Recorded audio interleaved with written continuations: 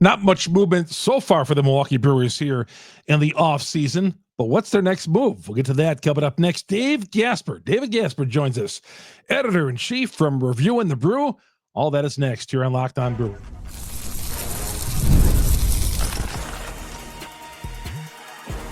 You are Locked On Brewers, your daily Milwaukee Brewers podcast. Part of the Locked On Podcast Network, your team every day. Good to have you along here on a Monday. Milwaukee Brewers, nothing really happened out of the general managers meetings, lots of rumblings.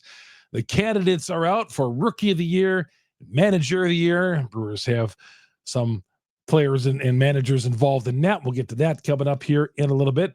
My name is Chuck Freeman, longtime sportscaster and talk show host here in the state of Wisconsin. This episode is brought to you by Gametime. Gametime, download the Gametime app, create an account, use the promo code LOCKEDONMLB. You'll get $20 off your first purchase. Gametime.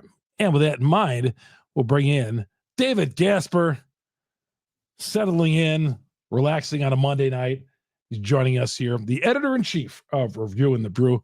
Gas, as always, it's always fun covering Brewers games with you and getting you here on the podcast. Yeah, always appreciate coming on, Chuck, and always happy to talk some Brewers with you.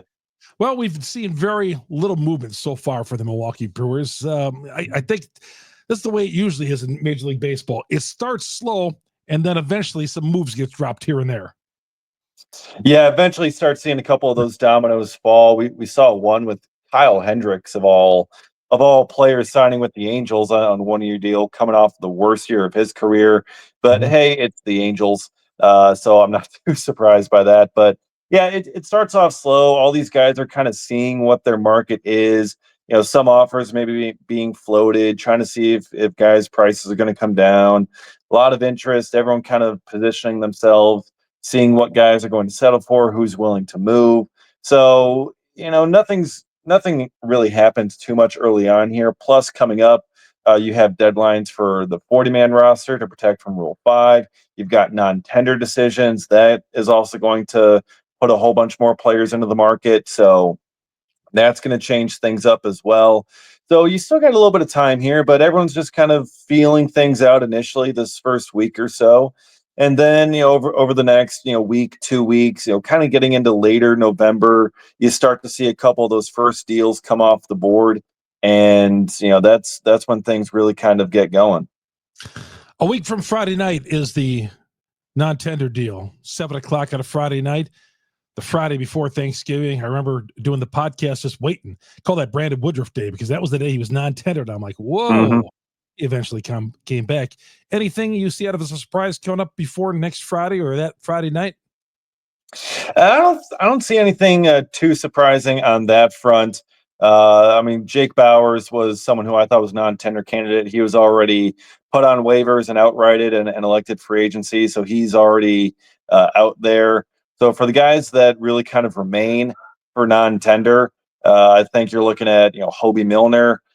Maybe I don't think they would non-tender Aaron Savale, but I think Savale could maybe be a trade candidate at some point this offseason. He's projected an $8 million salary for next year, heading into his final year before free agency. So that could maybe make him a trade candidate. We've seen that before with Brewers and starting pitchers. That would be the only major surprise to me. I still don't think they would non-tender Savale. I think they'd tender him and then perhaps look to trade him if they really wanted to, later on this offseason. But Hobie Milner is the one who sticks out to me as a non-tender candidate. I think Payamps ends up sticking around. Contreras, he's going to stick around. So, other than that, I really don't see anyone that could be a big non-tender guy with injuries or whatever else. I think they're going to keep most of them there for that deadline. But Milner is definitely on the chopping block. That's interesting you mentioned about Savale because, I hear the same thing. He's on the trading block. They might tender him, but he's on the trading block. Last year, they traded Adrian Hauser to the Mets. I don't know. With Colin Ray not coming back next year, I think that's a little bit of a surprise. But then when you dig deeper into it, you can kind of see why. Big question marks, but they must have some plans for that starting rotation if they're doing moves, because the Brewers know they need low price starting pitching. They ain't paying for high price starting pitching, and you would guess that Savale and Ray would be right up their alley with that in that matter. Yeah, and that's where Colin Ray, his non-tender or his declined option was definitely a surprise. I'm guessing that the Brewers were looking into his late season decline as a sign of legitimate decline instead of just regression to the mean, because he was really strong all season. But yeah, that final month, Colin Ray really kind of struggled, and that inflated his ERA a little bit. But still, it's like, okay, he put in a lot of innings, was a workhorse. He stayed healthy all season, which was a very important thing for this rotation. Him and Peralta were the only two that remained healthy all season long. And that was huge for them. So you would have thought $5.5 million in this pitching market would have been an easy call. But if the Brewers felt that his decline was a sign of a larger decline to come, I suppose it makes sense. Like, okay, save that money, use it for your next Colin Ray, because the Brewers, they have this talent, they have this ability to find guys that are undervalued by the rest of the market. They sign them to these kind of cheaper deals, and they use their pitching development, Chris Hook and Walker McKinnon and that whole staff. They find whatever it is that they can tweak, that they can turn these guys into really good pitchers. That's what they've done with Ray. That's what they've done with a number of other guys. Like Tobias Myers, who's going to be coming back and be a big piece of that rotation next year. So I think they're going to try and find another one of those guys. I think they should end up keeping Savale as well, but just because it's the Brewers, it's like, maybe he could be traded. You never know. I think they should keep Savale, because Woodruff, you don't know what you're going to get with him coming back from injury. Then you got Aaron Ashby and DL Hall, who they're looking to stretch back out as starters. But really, with both of those guys, you don't know what you're going to get in the rotation with those two. But do you think they saw enough of those two from when they were on the team at the end of the season to say there's something there with those guys? Yeah, I think they definitely saw enough to believe that there's something there. Ashby, another year removed from shoulder surgery. He should continue to be better. I mean, he did thrive in that bullpen role late in the year after struggling as a starter for almost all of it. But I think there's enough there that the Brewers are like, okay, we're going to give him another shot in the rotation. DL Hall, I mean, he spent all of last offseason not really knowing where he was going to be a starter or a reliever, how to prepare for it. And then the late trade to the Brewers, and it's like, okay, now you got to stretch out as a starter. Then he missed a bunch of time due to injury. So I think with what the Brewers saw in limited action, I think they believe that DL Hall can be a starter. I mean, they traded Burns for him. So they're really kind of making a bet that DL Hall can be a starting pitcher. So they're really going to be betting on those two lefties, especially to bring a left-handed arm to that rotation. So yeah, they're going to be giving those two guys a really good chance, but at the same time, you don't know, because you haven't really seen it. It's not like Freddie Peralta, where you essentially know what you're going to get. I think the fans want Willy Adames back. There's the heartstrings there. Yeah. Deal, but the more I think about it, even if at the hometown discount, I don't know. That hometown discount is still going to be pretty pricey. It is. And I mean, when even Pat Murphy and Matt Arnold and Mark Attanasio are just saying, well, it's unlikely. I mean, chances are that was his last regular season game. There are other teams with deeper pockets. Yada yada. Like when they say all that, they're telegraphing, yeah, he ain't coming back. I mean, he can be willing to take a hometown discount where it's like, okay, he's willing to sign for $160 million instead of $175 million, but still, I don't think the Brewers are going to be able to go $160 million or whatever it is. I think you got to start just preparing for someone else to be at shortstop next year. Yeah, I think so. But I've said this on a couple of talk shows I was on today. You have to replace that production with Willie from Willie's production over at third base. If you're not getting yourself another shortstop, what can you do at third base? Because I mean, it is going to be tough to replace that kind of what he did with the team, the big moments, and not only that, the 31 home runs. Yeah, the home runs, the 112 RBIs. It's a lot of production to replace. in the heart of that order. And you can hope maybe some improvement from Reese Hoskins in his second year back from ACL surgery will help boost the lineup. Perhaps Garrett Mitchell with a fully healthy season can help replace some of those numbers. So it's kind of like Moneyball. We got to recreate him in the aggregate and have like three other players kind of come together to make up those numbers. So yeah, I think you got to get someone else in there, likely at third base, because I think Joey Ortiz slides on over to shortstop. I think they're going to keep Bryce Terang and his platinum glove at second base, because if you got a platinum glover at a position, you might as well just keep him there. Why bother changing things up? So I think Ortiz will slide over, and you can get yourself a really, good productive third baseman. Whether that, in the free agent market, you got Alex Bregman, who is not going to end up being a Brewer, but also what? I'd love it if he was. I'd love it too. But kind of a similar problem to Willie Adames. I don't think there's going to be enough money in Milwaukee for him, and he's not giving you a hometown discount either. No. So that's going to make it a bit more challenging there. But Ha-Seong Kim is a guy that I really like for the Brewers that I think could make a ton of sense if they were able to bring him in. He's a pretty solid bat. He can bring some power and speed, and he's an excellent glove man at multiple positions in the infield.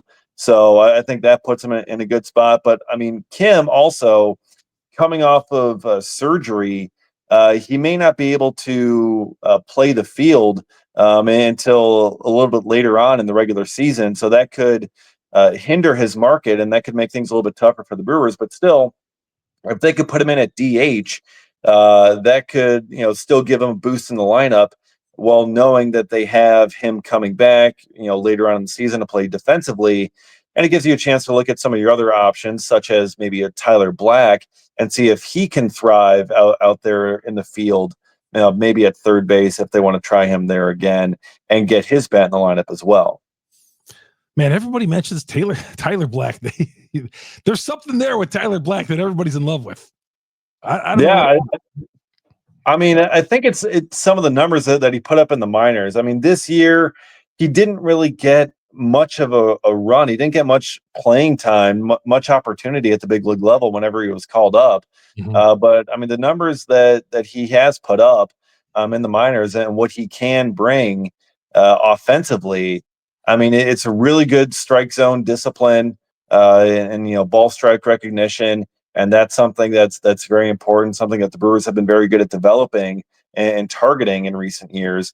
But also, just that kind of on base ability that he has is something that I think the Brewers are needing an opportunity for him to show and develop at the big league level, because he didn't really get that. He got very limited opportunities, just 49 at bats this year across a couple of different stints. So for him, I think with Jake Bauers now out of the picture, there's a clearer path to some more regular playing time for Black in 2025. There's a fear that Bally Sports money is gone, that TV money is gone, and Mark Attanasio won't spend. We'll get to that with David coming up next here. Chuck Freeman on Locked On Brewers. Locked On Brewers, part of Locked On Podcast Network. We are your team every day. We continue with David coming up here in just a moment or two. FanDuel Sports. Just right now, new customers, you bet $5. You get $150 in bonus bets if you win. All you got to do, bet the $5. $150 goes into your bank account on FanDuel if you win, right in your account. The FanDuel Sports app gives you everything to place the live bets in the NFL all in one place. So your team gets down quickly, 7-0 or 3-0. The underdog puts a quick 3 on the board. Well, those odds become much better. And if you get that hunch that you want to check out the latest stats, view some of the live play-by-play, the latest, it's ahead of the TV, you go right to FanDuel. It's all on the same page, right where you place your bets. So visit FanDuel.com to join today. Again, you're going to get started with $150 in bonus bets, but you got to win your first $5 bet. That's easy. $150 in your account, $5 bet, you win it. Why not? That's FanDuel.com. FanDuel.com. Never waste a hunch. Make every moment more with FanDuel, the official sports betting partner of the NFL. Chuck Freeman here on Locked On Brewers. Oh, we're joined by David Gasper, editor-in-chief of Reviewing the Brew. covers the Milwaukee Brewers on a regular basis.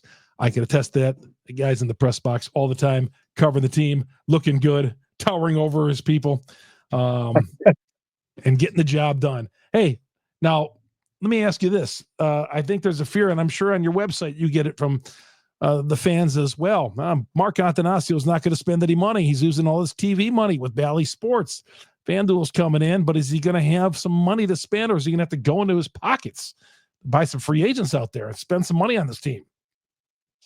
Yeah, I think it's going to be a very, very tight payroll situation for the Brewers again this offseason. We've seen them cut payroll a little bit each of the past couple of years, and now losing the TV revenue is not going to help things. And already with the raises for some of these players that are going to have to be paid. I mean, Rhys Hoskins is getting more money this next year. And Churio's getting a little bit more. Freddie Peralta bumps up to $8 million. William Contreras, he's projected over $7.5 million in arbitration. That's a big raise for him. So that's going to make things a little bit tighter with the money situation. So that may be where they have to get creative, move some things around, maybe trade some players, such as Devin Williams, who's also projected, about $8-9 million in salary. That's someone who I think absolutely is on the trade block. And, that's a way for them to clear some payroll, maybe taking some on, either in the trade or getting a free agent, whether it's someone like Hassan Kim or whether it's somebody else that's out there that they can bring in to help fortify this lineup. I think they're going to have to clear a little bit of payroll space.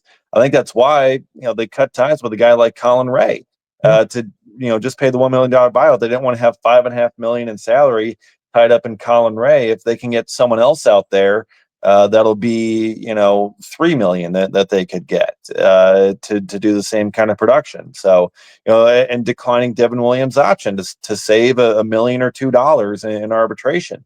It's those kinds of things. Like, you are trying to free up every penny that you can because they're not going to have that many available to them. So I'm not expecting a big free agency splurge for the Brewers this offseason. I think similar to last year, a lot of their roster building is going to happen through trades. I feel like Devin Harris, every time I read an article, whether it's in the state or nationally, that article is always including, Williams gave the 3-run home run to Pete Alonso. I mean, he's going to get on it, but I mean, you got to take that away. I know. He had the same thing with Trent Grisham several years ago. Yeah. It's like, he misplayed the ball in right field and they lost. Yeah. Josh Hader was on the hill then. But with Devin Williams, the market, he's a great pitcher. You can't, people are letting that moment define him. It doesn't. No. Is Emmanuel Clase's meltdowns in the postseason going to define him? Exactly. I mean, Clase and Williams are the two top closers in the league. Both of them struggled in the playoffs. Exactly. So, when I hear that, I'm like, wow. But I agree. I think Devin, it's not a matter of if he's going to be traded. It's like, when is he going to be traded? That's what's going to happen. And you wonder what kind of haul. You hear the Phillies are one of the major players that are really interested. And it's just, when is this going to happen? Yeah. Yeah, that's really kind of what it seems. It's when and who is he going to go to? The Rangers are also looking for pitching. They've got some young players that maybe could intrigue the Brewers as well. They got some young infielders, maybe a guy like Josh Smith or Justin Foscue. Those guys could intrigue Milwaukee. The Diamondbacks also could be looking. They got some young players, maybe even the Orioles. Craig Kimbrell didn't exactly work out for them. Perhaps the Brewers could trade another pitcher on an expiring contract to Baltimore. I don't want Craig Kimbrell.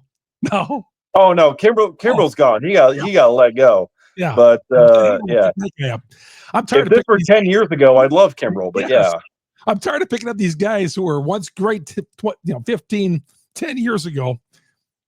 Yeah. Kimbrell and Kenley Jansen. I think those. I just have this gut feeling. Eventually, one of those two guys will someday end up in Milwaukee. Whether the trauma, the trauma from the Eric Gagne experience still haunts. Yes. Oh, when they signed Gagne, it was, oh my God, the guy was the Dodgers, $10 million, and he came in here and they couldn't get him And out. 3 days later, he got busted for steroids or something, didn't he? Yeah, I think Or he so. got busted for something. Yeah. Yeah. And then, Trevor Hoffman, I mean, that worked out for a while, but, this was Yeah. 14 He years. lost his job to Axford. Yeah. Like in 2010, he lost his job to Axford, and it took him forever. They're getting towards the end of the season. It's like, all right, we need to put him back in there so he can get to 600 saves. And yeah. And they didn't want to ruffle any feathers there because they were just loving the fact that he came to Milwaukee to do this. yeah, They didn't want to move him out of the closer's role, but he was like struggling to the finish. yeah. So I'm done with those kind of cases, Dave. I just don't want Oh, those. No.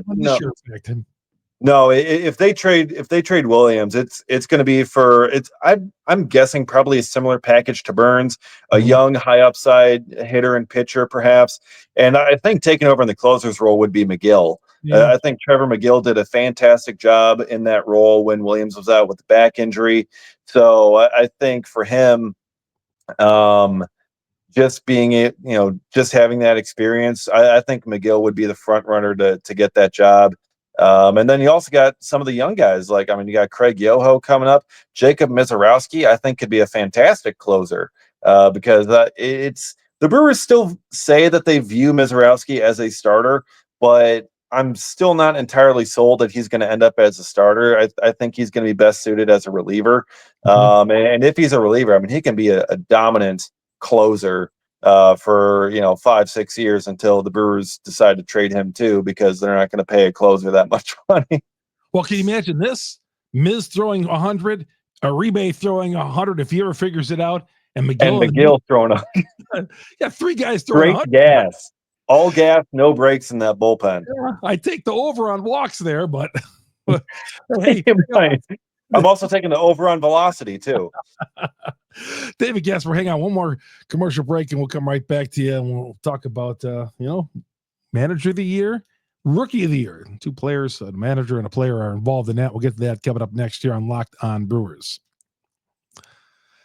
Locked On Brewers, part of the Locked On Podcast Network. We are your team every day. Game Time. If you want to get tickets for an upcoming Bucks game, maybe a college basketball game, hockey, whatever, maybe a concert this coming fall and winter, well, Game Time is the place to go. Got to download the app, all in pricing. You toggle that feature and you get all your pricing up front, so you get no surprise fees at checkout. My favorite part is the panoramic view from your seat. You punch on where you want to sit.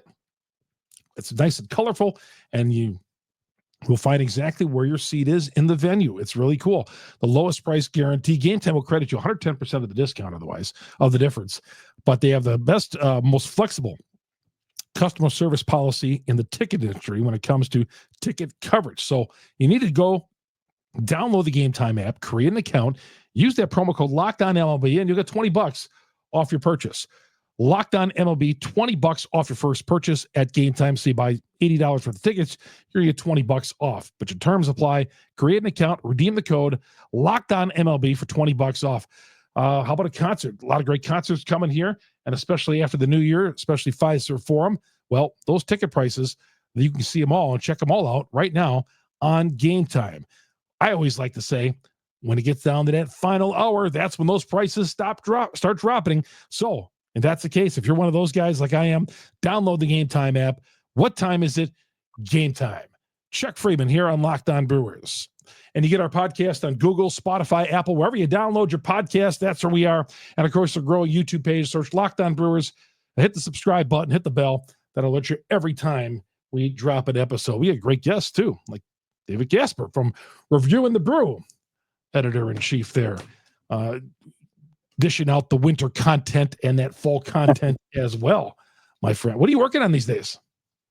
Well, just working on a piece on the Brewers finalists for Manager of the Year and Rookie of the Year, Pat Murphy and Jackson Churio.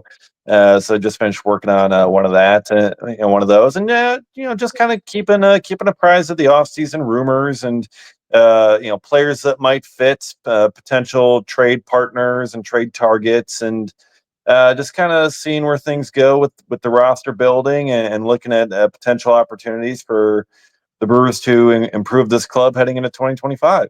Any doubt in your mind that Pat Murphy will be manager of the year next week? No, there's not much doubt in my mind on that. I think he's rightly considered the favorite to win that award. I mean, he's got Carlos Mendoza and Mike Schilt as the other two candidates, both managers of wild card teams. Murphy, a very unexpected division champ, and the Padres, massive payroll, tons of stars. The Mets, massive payroll, tons of stars. It was a very good managing job by both of those guys, and both are certainly very deserving of being recognized.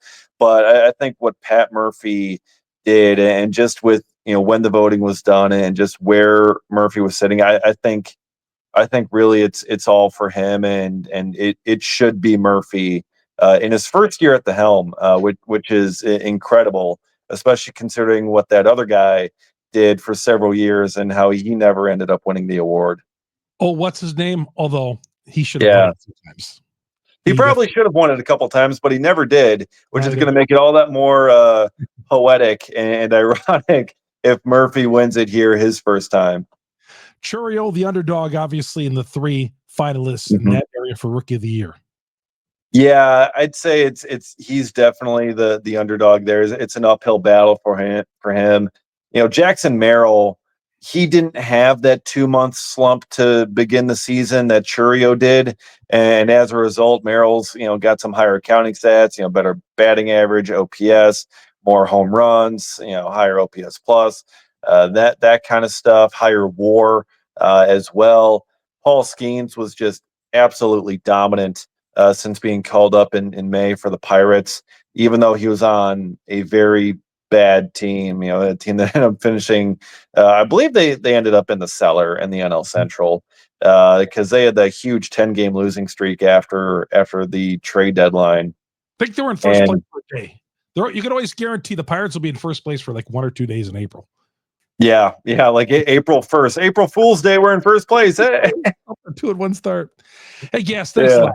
Thanks for taking some time out. I know it's a busy time for you. Reviewing the Brew, David Gasper, editor-in-chief. Thanks, Dave. Appreciate it, Chuck. Anytime. David Gasper, always great talking to him, a good friend as well. My name is Chuck Freeman. You've been watching Locked On Brewers, part of Locked On Podcast Network. We are your team every day. Download the podcast, Google, Spotify, Apple, the audio version. Of course, our growing YouTube page, search Locked On Brewers. Hit the subscribe button. Always hit the bell and likes and support the contest. Content, all the content, as always, is free. For your next listen, Locked On MLB, my guy Sully's got all the hot stove talk. Till tomorrow, Chuck Freeman, Locked On Brewers. Have yourself a great day, everybody.